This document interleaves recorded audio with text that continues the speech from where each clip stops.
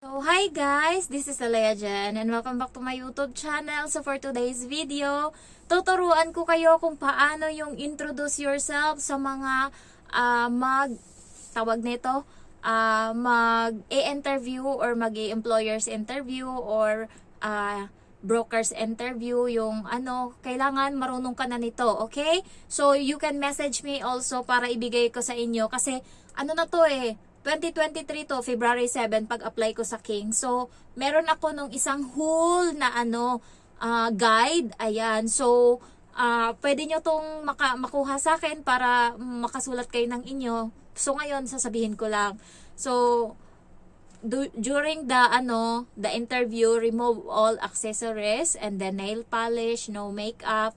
Don't forget to smile and please practice your signature must be the same with your passport. So kasi minsan dyan nagkakaproblema. So guide for introduce yourself. Good day to all prospective employers in Hong Kong. My name is like that. 30 years old, single. And then, kung ano ka naman, basta message nyo lang ako ha kasi meron dito single, married, ganyan. Kung married, my husband name is, and like that. My father's name is blank and my mother's name is blank.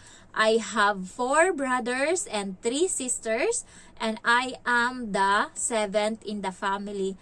I am Catholic. I live in Quezon City, Philippines.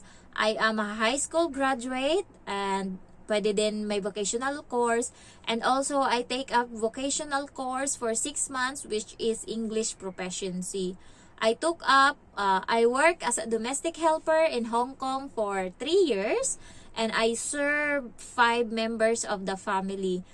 2 adult and 3 children. I also work as KSA abroad for 2 years and 2 months. I serve 6 members of the family, 2 adult. Ayan, basta hingin nyo sa akin yung copy ha kung gusto nyo. Kung nag-a-apply pa lang kayo or nagsisimula pa lang kayo and kailangan nyo nang introduce yourself. My duties are cleaning the house, cooking foods, taking care of the children, laundry, ironing, car washing, washing dishes, taking care of elderly, garden keeping. I want to work to Hong Kong because I want to earn high salary to support my family here in Philippines. To all prospective employers in Hong Kong, please choose me as your domestic helper. I promise that I will do my duties and responsibilities. I also follow your rules and regulation. Thank you and God bless.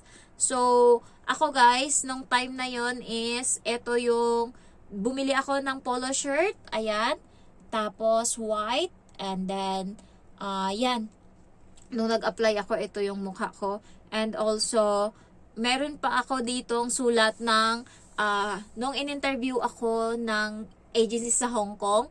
So, nung binigay niya sa akin yung papel, pinicturan ko dali-dali. So, nandito nakalagay yung sinulat ng agency sa Hong Kong. She can perform household chores, able to cook foods, and willing to learn Chinese cuisine. Took care of her own niece and nephew. Sabi ko kasi wala akong anak, so nag-alaga ako ng pamangkin ko.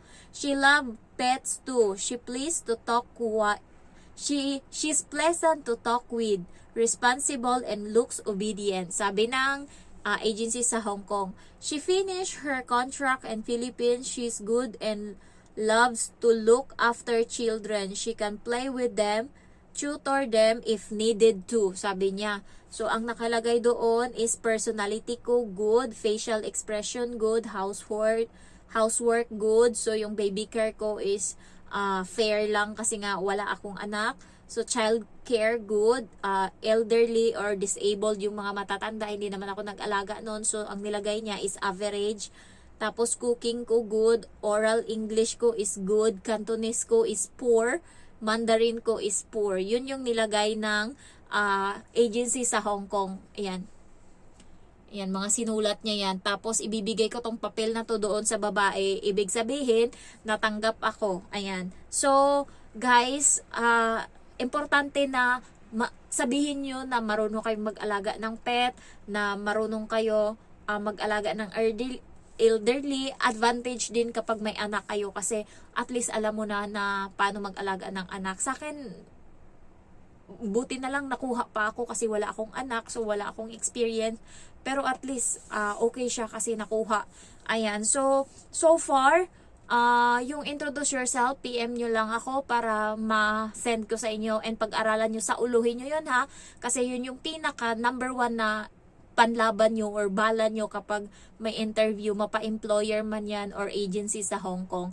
And also, pinaka-importante din kapag nag-interview ganyan, yung ready ka sa mga possible or ambush questions. So, kailangan, habang hindi ka pa ini-interview, tanungin mo na yung mga nauna sa'yo kung anong mga tinanong or makinig ka, mapagmatsyag ka dapat. So, sabihin mo na marunong ka din naman. I was also good at using appliances and I am so fast learner. Sabihin nyo lang ganun, marunong kayo mag-vacuum, ganyan. Kahit hindi, kasi pagdating dito tuturuan naman kayo. Ako wala akong alam kahit pagplansya. Pero pagdating dito sa Hong Kong guys, nagawa ko lahat, thanks God.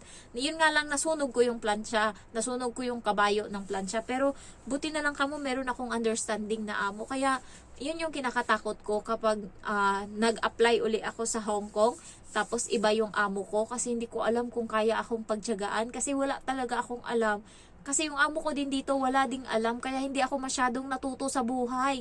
So far, yan lang naman. And kung gusto nyo mag-apply dito sa Hong Kong, try your luck.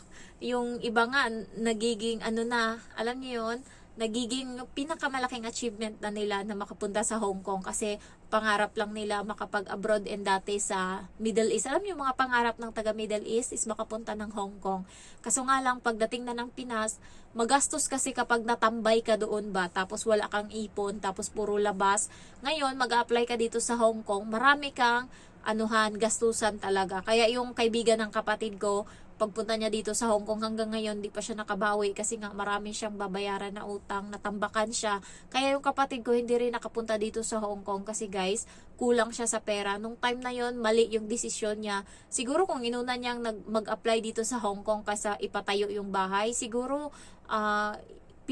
yun, pwede din yun yung una mag-apply siya muna tapos pag nandito na siya, tsaka siya magpapatayo ng bahay. Pero kasi din siya kasi yung amo niya doon sa Kuwait, mabait naman, tsaka alam niyo yun, hindi siya nahihirapan sa buhay. Lalo ngayon, dalawa na sila sa bahay, may kasama siyang utopian. Sabi niya, din kasi tamad yung mga yon nakahiga nga lang daw eh. Pero at least may kasama siya ba, kahit papano meron siyang mapag-iwanan na alam mo may sa bahay, may kahit maglinis lang ng CR, ganyan. Kasi siya yung ginagawa niya, tagahatid siya ng bata na maliit. Tapos siya tagaluto kasi ayaw kumain ng amo niyang babae pag yung utopian yung nagluto. So at least hindi sila nag-away, yung walang issue yung kapatid ko tungkol sa alaga sa kasama niya. Minsan nga kasi syempre andun pa kami sa part na nagluluksa pa din kami. Minsan nakakatulugan na lang ng kapatid ko yung cellphone niya na alam mo yun, nakasound ng Christian song kasi nga syempre malungkot papa namin. So daw yun, pinapatay daw ng kasama niya na utopian. Nagugulat na lang siya pagka umaga, patay na yung cellphone niya. Pinatay pala nung kasama niya sa kwarto. So far, thanks God kasi mabait yung pag nakikita daw ng utopian na nakasimangot na yung kapatid ko, alam niya na yon na may mali or may na daw yon, naintindihan naman. At least kahit papano hindi katulad, nakakatakot pa naman yung mga ugali ng mga yan, mga matatapang. So at least kasi ni-request siya ng kapatid ko na sabi ng kapatid ko, hindi ko kaya pag ako lang mag-isa tas marami kayo sa bahay tapos may sakit pa yung amo niyang babae kahit paano maano-ano pa. So kailangan talaga nila ng isa pang katulong. So yun nga, at least kahit paano, November dumating doon yung kapatid ko, December, January, February. So 3 months na siya doon. So yun, kahit paano naman, okay. Ayan. So ayun lang guys, pag nag-apply kayo dito sa Hong Kong, siguraduhin nyo lang na hindi kayo aatras pag nandito kayo kasi isipin nyo yung mga ginastos nyo. Kaya magtiis talaga kayo kahit papano, doble tiis talaga kasi yun yung pinaka ano talaga dito sa Hong Kong, maraming nag-give up, maraming nagbe-break ng contract. Kasi pagdating mo dito, mahu-homesick ka eh. Iba talaga dito, sa totoo lang. Kaya yung mga nag-ano-ano dyan na, ay, kailan ako mag-flight, ganyan, ganyan. Naku, manahimik kayo. Kaya pagdating nyo dito, baka mamaya mag-break contract kayo. Ang hirap ng trabaho dito kung sa ano lang ha. Kaya kailangan i-condition nyo na yung sarili nyo bago kayo pumunta dito. Magtrabaho na kayo sa Pinas. Alam niyo yung mag-ano-ano na kayo. Ganyan ginawa ko eh. Ako yung sabi ko na sa kapatid ko, ako magplansya ng damit mo. Kasi tamad ako sa Pinas. O ako na, naglilinis na ako. Kahit papaano, gumagalaw-galaw ako para pagdating dito sa Hong Kong, medyo sanay na ba. Pero yun nga, mahirap pa din. Pero nakayanan. And ayun, nagka-countdown na ako ngayon. Naiiyak ako kasi, alam niyo yun, matatapos na. Grabe yung pinagdadaanan ko dito kung alam nyo lang. Hindi ko man lang masabi sa inyo lahat, pero may mga times na yung naiiyak na lang ako sa galit, naiiyak na lang ako na, alam niyo yun, hindi ako makaganti ba yung pasensya, ganyan. So, at least kahit papano, thanks God, okay na, makakaalis na ako dito soon by faith. Kung ano man yung maranasan ko doon sa Pinas, kung magbukid-bukid man ako doon, deserve ko yon kasi ginusto ko yon. Pero feeling ko mag-enjoy ako kasi nga ano na eh, nasanay na ako eh sa trabaho and marami akong gagawin doon. Excited na ako. So, yun lang. Thank you for watching and I love you all. Bye-bye.